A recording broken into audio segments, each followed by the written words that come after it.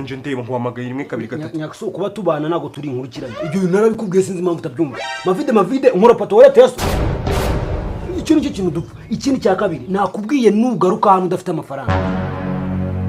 Sinshaka kubisubiramo. Guhe niki ko ntafite so arebye mu mufuka yanjye. Kagere nkuru. Ubwaje agura ikindi kintu nkuyora nk'ibishinga kandi nge nago nzajya mfata amafaranga y'ukwezi nkunicure umbwira ngo nkumariza utanza yaguha ababira batatu hanyuma ngo mureke widam kandi ukarya nk'umuswa ukamenya kurya wagira ngo wicari mu nuko ariko ntabwo uramenya niba ntafite amafaranga cyangwa afite.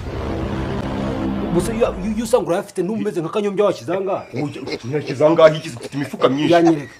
Avuye amafaranga wenda ntaye hari. Ukamenya ubwenge no gutera utambwe kurya ushinagurwa kugera. Araza kuboneka ariko amafaranga. Kuko narindi mu nzira. Ntabwo uzi gahunda navuye hano mfite. Amari filime nari nazi kuziza icyatanu. Agakora nari nagaciye. Ndimo ndagenda nigize impumyi neza n'umuntu yaragiye ku mafaranga. Avayo umuntu gutya bankuyemo ati zirayibani nangaye. Gutyo umukobwa barambu turarebana. Arandeba ndamureba. Turarebana arande gutyo. Amafaranga njya kubona mbona neza na kodere yikize.